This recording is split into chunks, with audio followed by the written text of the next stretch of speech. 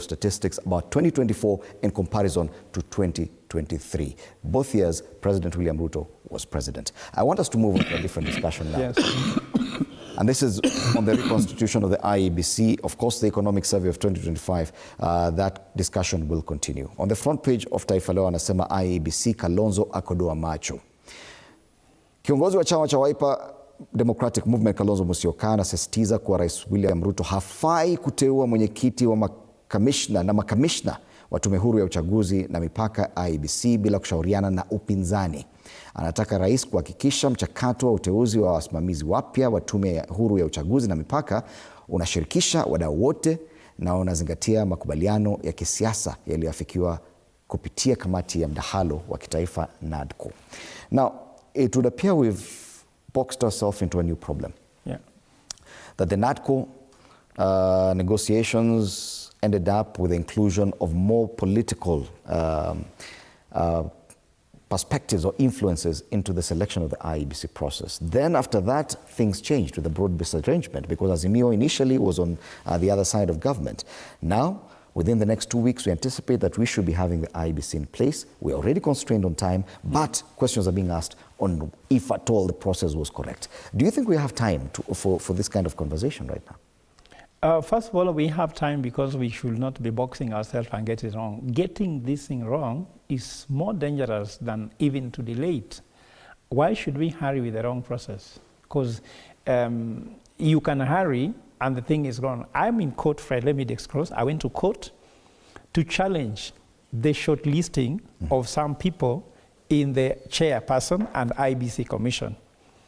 For example, do you know why I've seen people congratulating the selection panel for having done it ahead of time, isn't it? Do you know why they could not do it later? Because the issues are so high and they are trying to run to clear the process because they fear the legal battle. Because Charles Nyachaya was shortlisted, he doesn't qualify to be shortlisted. Because he's on CRB, that's one thing. Secondly, Nyachaya is working for government and didn't resign before. Joy Modibo is a member of UDA, actually the chairperson of the Election and Dispute Resolution Committee. So the selection panel was already compromised. And Fred, I say here on this studio, that our process begins by selecting the selection panel. Mm-hmm. The selection panel, there are people who are there because they had to bribe their way to be there. So Fred, for example, you wanted to be in this selection panel and you spent 20 million or 30 million to be in the selection panel, isn't it? What's your business model? Your business model is that because after this selection panel goes home, isn't it? You have to make your money now. So the people who want to be commissioners have to pay you your money so that they take over the commission, isn't it? And then now the people who takes over the commission, what's their business model? For you to become an MP, to become a senator, to become the president, to become what? You have to bribe them because they also bribe somebody to get that position. Now the people who are elected so also have to be bribed to vote in parliament, to vote in the county assembly. The process of not delivering to Kenyan begins right there. And I told Kenyans that you can be waiting for 2027, the elections are rigged now. Can you imagine the same day yesterday, the selection panel finished their report in Mombasa, isn't it? Few hours later, they were in Narok to deliver the report. What's the hurry?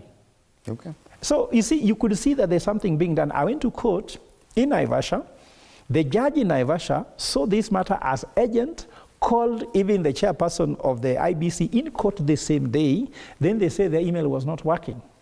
Then the next day we went to court again, they appeared, then the judge said because one of her colleagues called Justice Lorot was also applying for chairperson, she cannot suspend the selection process and transferred the case to Nairobi, Milimani locals. Then Justice Chacha Mwita decided and said, there is nothing urgent, we can listen to this case on 28th of July. Now, I mean, it does not, how do you say it's not urgent and we have substantive issues? And how can the court in Naivasha see it urgent and the court in Nairobi see it's not urgent until 28th of July when these people would have been in office working? Okay. So what I'm trying to say here is this election thing has a lot of interest that even whatever Kalonzo discard does not make. Then again, I want to falsify Kalonzo. How legitimate was NADCO?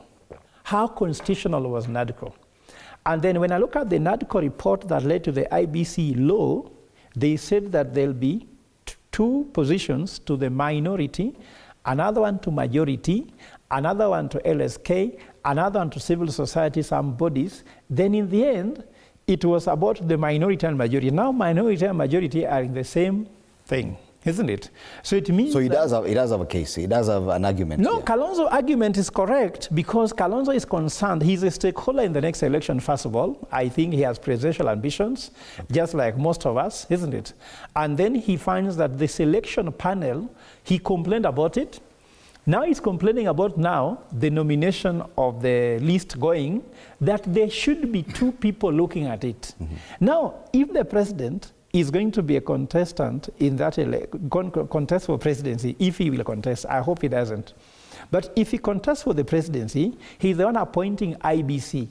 Yet the sovereign power belongs to the people. But the Constitution allows him to do it. It is his role to make the final appointment. To send the names to Parliament, it is the president's role. Yes, but I'm saying these are the changes we need to correct that problem. So I'm telling Kalonzo, the NADCO cannot cure the problem he's looking for. Okay. What can cure the problem is that the IEBC selection panel should be done differently. And we already passed that because, as you said correctly, the IEBC selection panel is already done. So Fred, as new generation aspirants, because also we have ambitions to lead this country using alternative leadership, for us we rejected these things on 25th of April at Ufungamano House, saying that the process has been biased, and that's why the president is chest thumping, saying, Aizienda na tutadu. So tutadu. What's your take on this IEBC process? Tutadu, for us, if we do not get this thing corrected, from Bomas to State House, hata hakuna kwenda Supreme Court, hatutaenda, so that someone can announce for us forever, go to Supreme Court because you have formulated the laws, I picked your commissions. Time, Professor. Bwana Sosion, what's your take on this? Because there are so many